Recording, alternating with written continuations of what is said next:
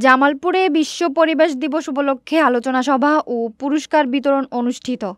জামালপুর থেকে শরীফুল ইসলাম ঝোকনের প্রতিবেদনে বিস্তারিত। বিশ্ব পরিবেশ দিবস ২০২৫ উপলক্ষে জামালপুরে আয়োজন করা হয়েছে আলোচনা সভা, র্যালি এবং পুরস্কার বিতরণী অনুষ্ঠান।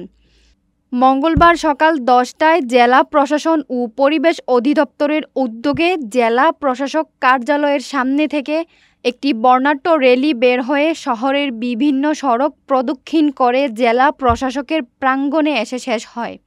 র্যালি শেষে আলোচনা সভা ও পুরস্কার বিতরণী অনুষ্ঠান শুরু হয়।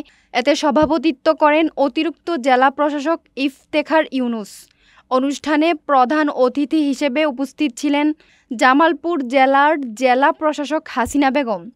বিশেষ অতিথি হিসেবে বক্তব্য দেন অতিরিক্ত পুলিশ সুপার ইয়াহিয়া আল মামুন, পরিবেশ অধিদপ্তরের senior chemist AKM Samiul Alam কুরসি সহ অন্যান্য নেতৃবৃন্দ। আলোচনা সভায় বক্তারা পরিবেশ সুরক্ষার গুরুত্ব, জলবায়ু পরিবর্তনের প্রভাব এবং সকলের সম্মিলিত দায়িত্ব নিয়ে পরিবেশ রক্ষার উপর গুরুত্ব আরোপ করেন। পরে বিশ্ব পরিবেশ দিবস উপলক্ষে আয়োজিত চিত্রাঙ্কন প্রতিযোগিতায় বিভিন্ন ক্যাটাগরিতে বিজয়ীদের হাতে সনদপত্র ও একটি করে বনজ বৃক্ষ তুলে দেন অতিথিবৃন্দ। একটু কেয়ারফুলি দেখি যে পরিবেশ রেটার কয়টা পার্টে আমরা পরিবেশটাকে চিন্তা করি। ফার্স্টে হচ্ছে লাইফ অন দ্য আর্থ।